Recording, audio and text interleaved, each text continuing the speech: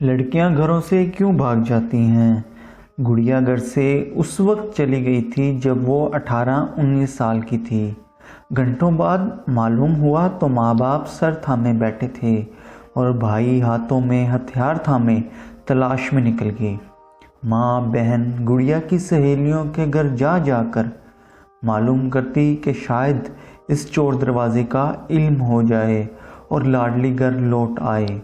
گڑیا کے گھر سے کسی لڑکے کے لیے بھاگنے کا سن کر قریبی سہیلیوں کا ان کے گھر والوں نے جینا حرام کر دیا کہ رہتی ہی کیوں تھی ایسی لڑکی کے ساتھ، اور گڑیا کے گھر والوں کا قریبی رشتہ داروں اور محلے والوں نے۔ گڑیا جو دن کے اجالے میں سہیلی کے گھر جانے کا کہہ کر گئی تھی، اندھیری رات میں بھی لوٹ کر نہیں آئی۔ باپ کی ہمت رات کا اندھیرا ہوتے دیکھ کر ختم ہوتی چلی گئی اور بھائیوں کا غصہ آسمان کو چھوتے چھوتے سورج بن گیا۔ 4 دن میں جس قدر بدنامی ہو سکتی تھی ہوئی، جتنے سوال جواب ہو سکتے ہوئے جواب دیتے ہوئے باپ بھائی منہ چھپا گئے اور گھر میں چولہا ٹھنڈا پڑ گیا، اور ماں کی ممتا کبھی اس ذلت کے سمندر میں دھکیلنے والی کے لیے تڑپ اٹھتی، کبھی ذلیل ہوتے بیٹوں کے لیے۔ ساتھ ہی اس سب قصے میں ایک کردار اور تھا، گڑیا کی اس سے 1 سال چھوٹی بہن، جس کا نکاح رشتہ داروں کے ہاں ہی ہوا تھا اور کسی تہوار پر رخصتی اور شادی کا ارادہ تھا، مگر افسوس شادی نہ ہو سکی۔ قبول ہے کہ جواب میں طلاق دیتا ہوں۔ مہندی لگے گی ہاتھوں میں یہ سوچ رکھنے والا وہ کردار طلاق کے کاغذات ہاتھ میں لے کر رو بھی نہیں سکا۔ ماں کو معلوم ہوا تو بجائے تسلی دینے کے 2 تھپڑ اسی کے چہرے پر رکھ کر بدنصیب کہہ کر رونے لگی۔ باپ کی جھکی کمر ٹوٹ گئی اور 5 بھائیوں کا عتاب اس کردار پر ٹوٹ کر گر پڑا۔ بڑے بھائی نے تو حد ہی کر دی، بیوی کو کہا کہ اگر میرے ہاں بیٹی ہوئی تو اس گھر میں جگہ نہ رہے گی، اور حاملہ بابی اپنے مستقبل کی پریشانی میں بھاگی ہوئی ظالم نند اور گھر میں طلاق میں لے کر بیٹھی مظلوم نند، دونوں کو ہی کونسوں سے نوازی جاتی اور بیٹے کی ولادت کی دعائیں کرتی جاتی۔ سالوں پہلے کا یہ واقعہ جب شاید میں 6-7ویں کلاس میں تھی، لوگوں کی زبانوں پر آج بھی آ جاتا ہے، اتنے ہی افسوس کے ساتھ جتنا آپ سب کو یہ سن کر افسوس ہوا۔ گڑیا کہاں ہے آج کوئی نہیں جانتا۔ بیٹی نہ ہو کا اعلان کرنے والے اس بھائی کے رب کے فضل سے یا اس کی بیوی کی حالت حمل میں گریہ زاری کی وجہ سے صرف بیٹے ہیں۔ ماں باپ خاموش رہتے ہیں کیونکہ ان کے پاس بولنے کا اب شاید کچھ نہیں۔ وہ طلاق یافتہ بہن آج بھی وہیں ہے جہاں تھی، خالی ہاتھوں پیشانی پر لفظ طلاق سجائے۔ شاید کوئی ایسا نہ تھا جو اسے اپنانے کا ظرف رکھتا۔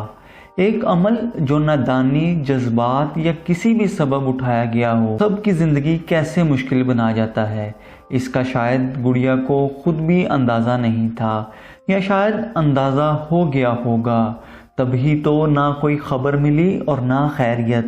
کبھی کبھی میں سوچتی تھی کہ ایسا کیا ہوتا ہے کہ ایک لڑکی محبت کرنے والے، پالنے پوسنے والے ماں باپ کو چھوڑ کر کسی چند دن کے رابطے کے ساتھ چلی کیسے جاتی ہے، کیسے وہ ایک دنیا چھوڑ کر نئی دنیا کی تلاش میں نکل پڑتی ہے۔ تمام تر سمجھداری کے باوجود وہ اتنی نادان کیسے ہو جاتی ہے؟ جواب ڈھونڈا جائے، سینکڑوں جواب ارد گرد کھڑے نظر آئیں گے۔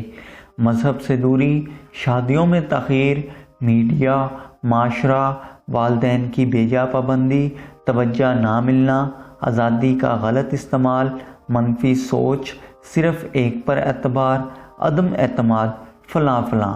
لیکن جب آپ اپنے ساتھ رہنے والے گھر والوں پر بھروسہ نہیں کر سکتی تو ایک باہر والے پر کیسے کر لیتی ہیں؟ وجہ صرف اتنی ہے کہ جس طرح پلاؤ بناتے ہوئے آنچ کا مکمل خیال رکھنا ہوتا ہے، اور ان میں اینٹ جانے والے چاولوں کو کبھی دودھ کے ٹھنڈے چھینٹوں کی بھی ضرورت پڑتی ہے، اس طرح اولاد کو محبت کی تپش بھی ایک جیسی تو چاہیے ہوتی ہے، مگر وہ لڑکے لڑکی دونوں کو الگ الگ وقت میں دودھ کے ٹھنڈے چھینٹوں کی ضرورت بھی پڑ جاتی ہے، تاکہ وہ دیگر سے الگ نہ ہوں اور نہ الگ سوچیں اور نہ بھٹکیں۔ آپ سب کو ایک جیسی آنچ ضرور دیں، مگر انفرادی طور پر دودھ پانی جیسی فرحت دے کر خیالات بھی جانتے رہیں، کیونکہ ہر لڑکا لڑکی نہ سمجھدار ہوتا ہے اور نہ ہی اس کے گھر والے اتنے باشعور، تحمل مزاج اور سمجھدار کہ یہ سب سمجھا دیں اور خود بھی سمجھ لیں۔ ساتھ ہی لڑکیوں کے لیے یہ نصیحت ہے کہ مان لیتے ہیں کہ آپ کو چاہنے والا آپ کو حقیقی طور پر چاہتا ہے، آپ کے گھر والوں سے بھی زیادہ، تب بھی خود غرض نہ بنے، کیونکہ دوسروں کی زندگی آپ کی وجہ سے مسئلے آگ بن جائے اور وہ تمام زندگی اس آگ میں سلگتے رہیں۔ بھاگنا، گھر چھوڑنا مسئلے کا حل نہیں ہوتا، جو حل ہے اس کو تلاش کر کے اس پر عمل کیجیے۔ بڑوں سے مشورہ کیجیے، بڑوں سے خود بات نہیں کر سکتے تو گھر کے بڑے جنہیں بڑا مانتے ہیں ان سے بات کیجیے، مگر خودارا گھروں سے والدین کے سر میں خاک ڈال کر جانے کا ہرگز نہ سوچیں۔ خوش رہیں، خوش رکھیں۔ ملتے ہیں اپنی اگلی ویڈیو میں۔